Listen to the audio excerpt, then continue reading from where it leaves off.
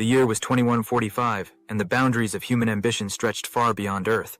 Bob, a seasoned astronaut with a patchy silver beard and a twinkle of curiosity in his eyes, boarded the Solar Spear, the first ship to embark on an expedition to Proxima Centauri b.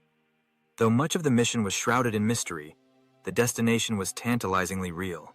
Proxima Centauri b, an Earth-like planet orbiting our closest neighboring star, was a tantalizing gem, orbiting within its sun's habitable zone and suspected to host water, oxygen, and possibly life.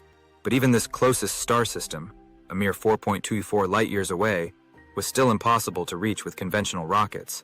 Enter the Solar Spear's engine, a fusion of quantum slipstream technology and dark matter propulsion, the result of decades of research. The ship would fold space in ways that made it feel like a stroll down the block. The estimated trip time? 8 months. Chapter 1. The Crew. The crew of 4 assembled on the bridge, looking out at the shimmering stretch of stars. Bob was the seasoned leader, unshakable and sharp. Beside him stood a colorful cast of characters.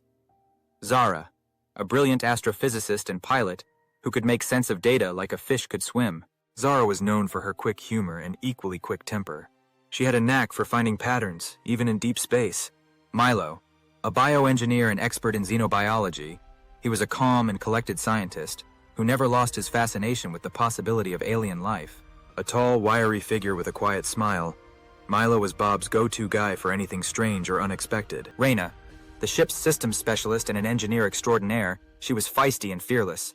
Reyna's skill with tech was the only thing keeping the Solar Spear running like a well-oiled machine. She had modified just about every piece of equipment they had, and Bob often joked that she could jury-rig a warp drive with duct tape. As they launched, they exchanged nervous smiles. Bob, never one for grand speeches, simply said, "If we make it back, I'll buy the first round." Chapter 2. Proxima Centauri. First glimpse.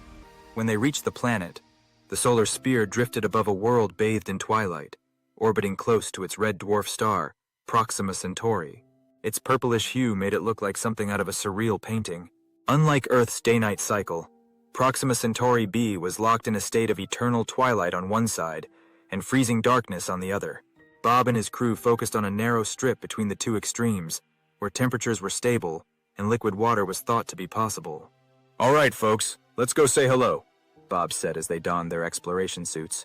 Each suit was equipped with self-correcting, adaptive oxygen filters, specialized for unknown atmospheres. Chapter 3. The First Steps.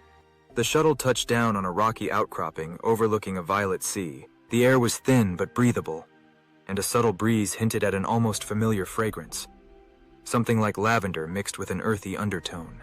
Zara led the team as they descended, her eyes fixed on her scanner. "Detecting organic compounds. And hold up, oxygen levels are way higher than anticipated." As they continued, Milo stumbled upon a small, shimmering pool of liquid, unmistakably water, but a quick test revealed that it contained microbial life forms. Proxima Centauri b had its own ecosystem, albeit simple. "Life," Milo whispered, his face lit up with awe. "Imagine the stories they'll tell back home." Reyna, more practical, scanned for safe paths to set up a base. "That's great, but let's avoid contaminating ourselves. Or this place." Chapter 4. Unexpected Encounters. They set up camp and began analyzing samples of air, water, and soil. But on the third day, something strange happened. Zara noticed their readings had shifted, slightly, but significantly. "Bob," she whispered, her eyes wide. "It's like the planet knows we're here." The temperature began to dip, despite no change in the sun's position.